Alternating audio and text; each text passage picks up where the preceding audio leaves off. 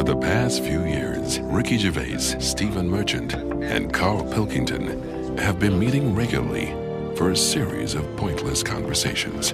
This is one of them. Testing. Is that all right? Hello and welcome to the Ricky Gervais Show with me, Ricky Gervais, Stephen Merchant. Hello. And the little round-headed buffoon that is Carl Pilkington. All right.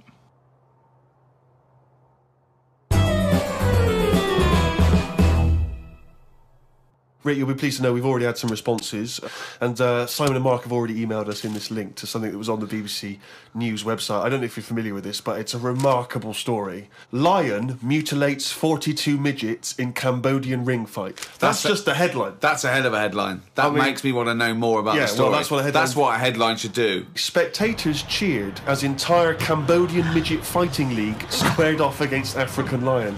Tickets had been sold out 3 weeks before the much-anticipated fight. The fight was organised when an angry fan contested Yang Shamoni, president of the CMFL, claiming that one lion could defeat his entire league of 42 fighters.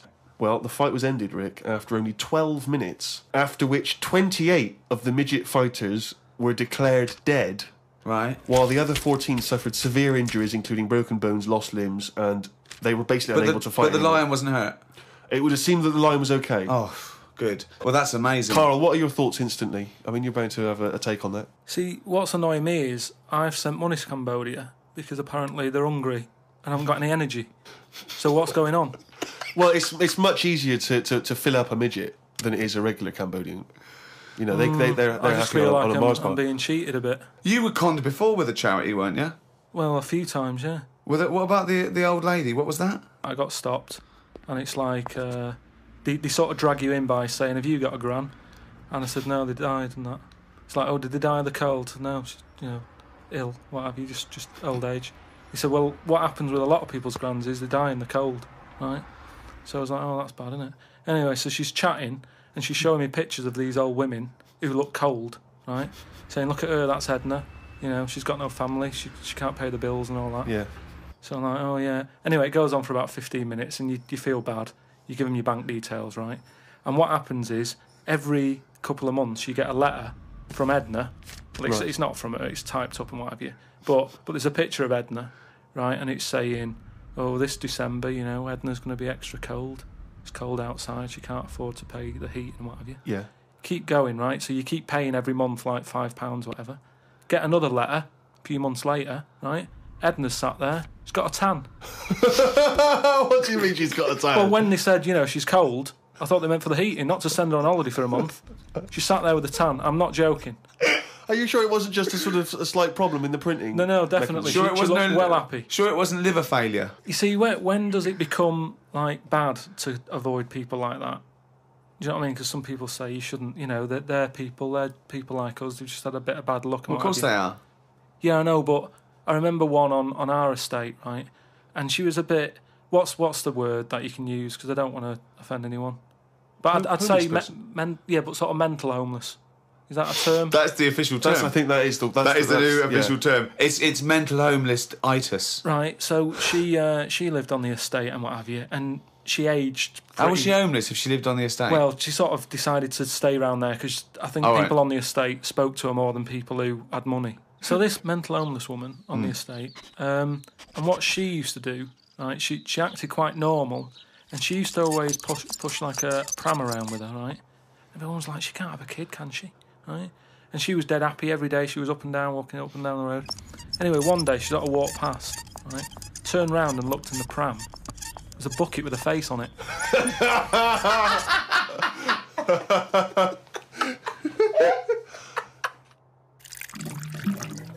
Rick, we've had an email here from a bloke. I think you're going to respect him because I think you can tell straight away from his name that he's the kind of guy you'd want to hang out with. Go on. I know how much you love fun people. Yeah. Well, Paul, and he's calling himself this, Paul the Party Animal Parker. He's emailed in. He's given himself that moniker. Right, I assume they're in sort of like quote marks, They're are they? in speech marks, yeah. Brilliant. Party animal Parker. And he's calling himself that? Yeah. That I can't wait. So when you picture him, what are you thinking? Millhouse. Right, okay. I think he looks like Millhouse from The Simpsons. Yeah. He's working in sort of an IT department, maybe? Yeah, for a possibly. large organisation? I think he might still be at school. Okay, right, yeah. Yeah, I think. And this is the vital question. Do you believe him to be a party animal? I believe him to be a party animal is as much as a man with a long scarf that his mum knitted him to look like Doctor Who can be a party animal, yes. Do you think that when people are organising parties at his school, they're thinking the first person they got to get on the list and make sure he's guaranteed as You've got to take Paul the party animal. Because I bet he's got millions of affectations. I bet he wants to be known as the one that carries around a biscuit tin. Yeah. You know, he's got the scarf. He's the guy who only ever wears bowling shoes. It's his thing. It's his thing. He's a little bit kooky, it's his thing. And it is fairly interesting what he sent in. He's found this on the web. A Serbian man who has invented a sex machine for women. And he's appealing to Western women to test his device. It runs on a 390-volt electric engine, simulates sex, and has a 7.5-inch artificial penis. As soon as I read this, I was thinking... It's just imagining there going, oh, thanks for coming in, yeah, okay. So what's going to happen is there's a penis that's going to pop out from here and it's going to have sex with you. I'm going to stand behind the machine. I've got to stand behind here. There's a lot of dials and stuff. I don't want to bore you with. Well, why do you have to stand behind it? I can't. It's technical stuff, but I got to be behind the machine. But there's no penis on the robot at the moment. It's just a hole. No, don't worry. What will happen is I'll switch the machine on. I'll go behind, and then a penis will appear. Will it be like a metal-looking penis? It will be a robotic penis, but it will seem like it's a regular fleshy human penis. So you've made this sort of like robotic penis look really realistic. It's really realistic. You will not be able to tell the difference between, say, the robot one and mine, for instance. Okay, well, I don't want to see yours. No, there's absolutely not. Because I've not come around here to have sex with a person. I know, you've come around to test the machine. Yeah, and that is exactly what you're going to get. Okay, like a piece of mechanical action. To a lot of people, sex is important, isn't it? You know what I mean? Not to you?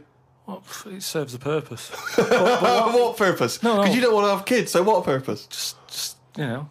Something to do in the evening. Something to do, innit? When the telly's broke. But for years, like they've found stuff, haven't they? Machines from like Roman times that similar to that setup. No machines in Roman times. Like that though, the old sort of knob on a stick machine thing. The old Roman knob on a stick. I'm sorry, but I watch Time Team every week, and Tony Robinson has never done that. An old knob on a stick machine. I just think of Julius Caesar sitting down and go, okay, aqueduct, we love that. Thanks for that. Straight roads, good idea. We can see the enemy coming. What have you got there? Well, I'm glad you've asked. Ploncticus. What have you got there? Wanklicus. What I've got here is a Yodi knob. And I've put that on the end of a stick. Oh, sticker's phallus. Okay, well done, Wanklicus. Yeah. Well done. You are my new right-hand man, as they say. No, excellent. But they do stuff like that. You've been in the London Museum and that, and they've got sort of sex stuff from years ago. They've got like these metal pants that they used to wear. I don't know what that is. Metal pants? Yeah, sort of. Is metal. that a chastity belt, you mean? They used to make women wear them so that they could... They had them for blokes as well, though. Metal pants for blokes? Yeah, why?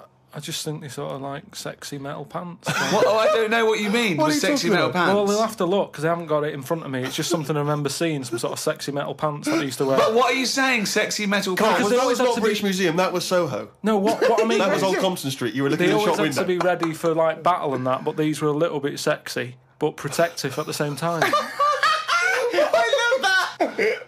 So, Lancelot, are you ready to face the Black Knight? Yeah, what do you think of these? Huh? I just want to look good on the battlefield. Will there be women watching, cheering us on? Well, you're not going to fight like that, are you? What about your I'm going to wear nothing except these sexy metal pants. But what about your chest is exposed? No, it's a good chest. I've been working out. Yeah, I know. But what I mean is, you want metal. I've actually been lifting up the round table every week. I just work out, do that about 4 times a day. But that machine, right?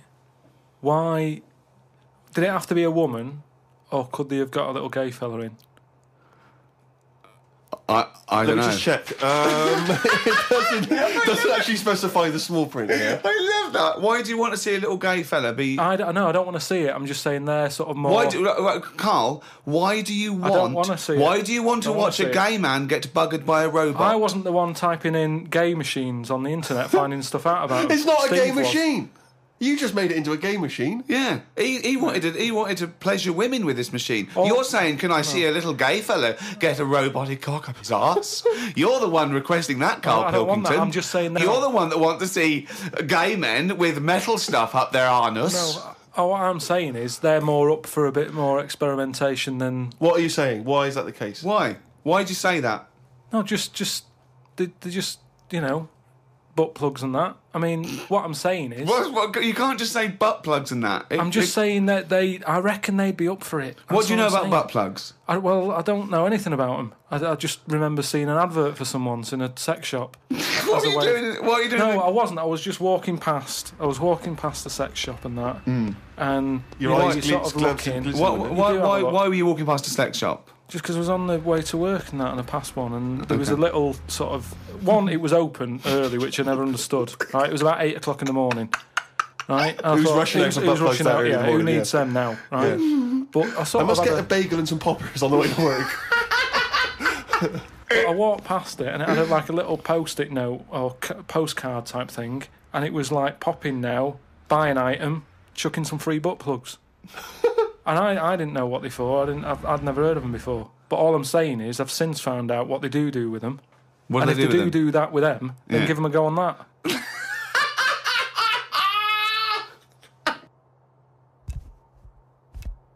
Another email here. It's an interesting fact. I'm hoping it's true. America's first nudist organisation apparently was founded in 1929 by 3 men. Now, what intrigued me when I read that is the fact that it's clearly 3 blokes just trying to meet some nude women. They're all 52 balding. Exactly. With little, those gold-rimmed glasses. Yeah. Yeah. And they're just wandering around, and it's all quite saggy down there, and they're just knocking on doors saying, we've just set up an organisation, it's perfectly above board, completely legitimate, it's a nudist organisation. You got any women in there that want to come and join us? Because we haven't got any female members at the moment. Got any women in there interested in, volleyball or trampoline? I can't be doing with it, me. You hate nudists, don't you? Nudists. I don't understand what it's all about at the end of the day. And here's something, right? Do you know, like, when you're a bloke nudist, right? Do you ever get any who just have, like, a small knob? I don't know. I don't understand the question. What's that? What's your point? Well, are there any blokes who are knocking about who just have a normal-sized knob or maybe a bit smaller than normal, who are happy wandering about showing off what they haven't got, if you know what I mean? I don't think nudists are just doing it because they're so proud of their knob. No, but there's got to be a little bit of that in it, isn't there? Just saying, most blokes who, nudists, they must be pretty confident in themselves to, I looked once. What? Where are you? Because What is this? It's natural, that's what I'm saying. What do you mean? This is Carl takes a sneaky look at menscocks.com. No, what I'm saying is, it's natural. What's this happening? You were in a gym. No. A lot of guys are getting changed, and you were just checking out their knobs. You're at your bedroom window with a pair of binoculars, and there was a little fella across the road getting changed. I was at some night out once. Go on. So you were at heaven, and you were in the toilet. It was some night out, and some people come running on the stage, right? Some music started coming on, and these 4 people ran out. It was 2 women. So you were at a gay strip club? It wasn't gay in that. It was just a normal night out. Well, some sort of party night out. Right. These people come running on, right? You got 2 women, you got 2 blokes. Right. They whip their knickers off, the fellas whip their undies off. At the same time? Yeah, all at the same time. Was it like a choreographed thing? So that happened, and all I'm saying is, right, before I had a look at the woman's bits, right, I just had a little cheeky glance at the fellas. Why? Just checking it out, just seeing is everything normal down there. Why weren't your eyes drawn instantly to the ladies' bits? No, don't believe me. I had a look at that. All I'm saying. But you went to the guys first. I didn't know how long pants were going to be left off for. So you didn't want to miss your opportunity, is what you're saying? You saw a window of opportunity to see some men's bits, and you thought, I better take it. No, because this may never happen again. No. So what happened? So there's 2 women, 2 men, right? I don't know what sort of event this is where you're looking at anyone get their knickers and pants off. I don't know why you're looking at all. So you go right. There's knickers and pants off. Right. Let's check out the knob and testicles first. You're telling me you've never, like, when you've been in a gym or anything, you've not just sort of turned your head, had a look, and gone, all right, yeah, that's all right. Yeah. So let's just get this question right. Have we ever been in a gym and just taken a sneaky glance at a man's genitals?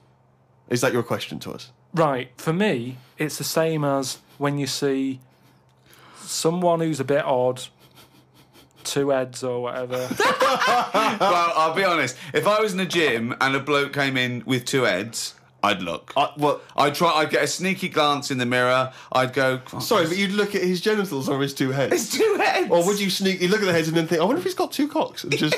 I'd have to have a look there. If I'll tell you what, and now I admit it, if I'm ever in a gym and a naked man with 2 heads walks in, I probably will check out the genitals as well, just to make sure that he's got 2 of everything. Can I tell you the thing that always freaks me out? I do sometimes go to the gym, and I live in North London, and the thing that always freaks me out is if there's an elderly man, often quite short. I'm always freaked out because there's at least 2 I'm aware of who've got very, very large penises.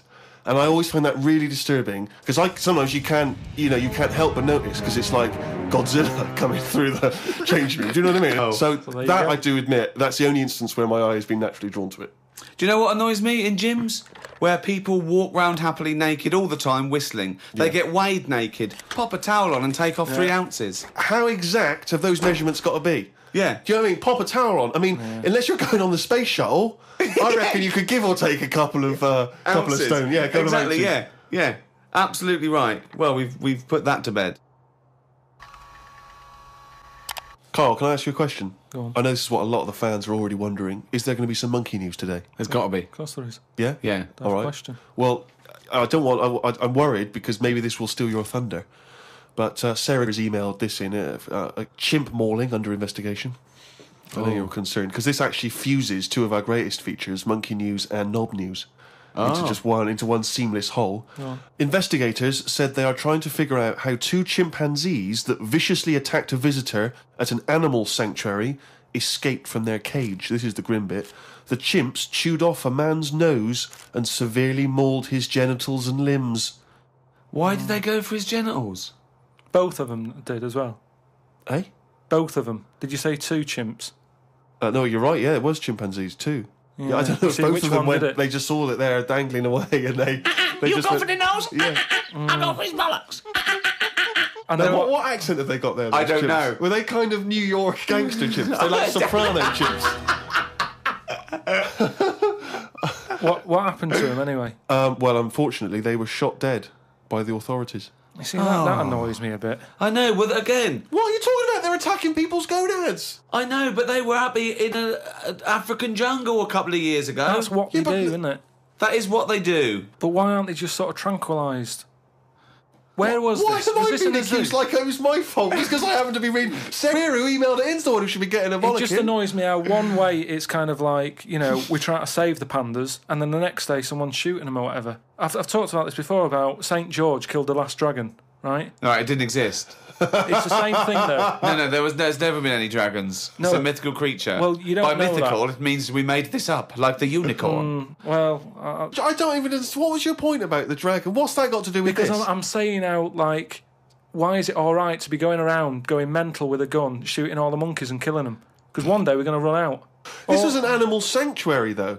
So presumably they had quite a cushy time there, because most of the ones I've visited, they've always got it easy. They're hanging around on tyres, they got comfy chairs, they're wanking. They're going berserk, they're loving it. But hang on a minute, you've just answered your own question there. You said they're in a sanctuary, so they haven't had a good upbringing. So they're going to be a bit more, like, madder than other monkeys, aren't they? Because that's where the ill ones go, isn't it? Sorry, what do you understand by sanctuary? Well, I've been to one for seals. It's not like a borstal. Yeah, exactly. He thinks it's a borstal. It's like scum. That they did some bad stuff in the jungle, and they had a little monkey court, and they went send him to borstal. So, well, what is it then? No, it's a monkey sanctuary where it like a haven. Well, it's not a haven, is it? They've got a bullet in the head.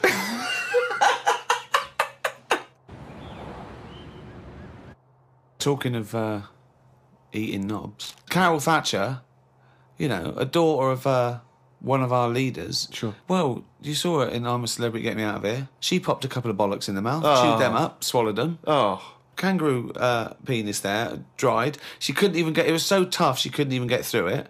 And then she... eventually she eats it. What was it, like a pepperoni? Yeah. And she... What do you think of that, Carl? What, eating that sort of stuff? Yeah. I watch it. I like those little trial bits, right? Yeah. But what I don't think people realise is, right, it is hard eating a little kangaroo knob. Right? Really? How do you know? No, it's just, you know, you think about it and you go, oh, I couldn't do that, right? But what they never mention on the TV programme, which I think takes it to the next level, right?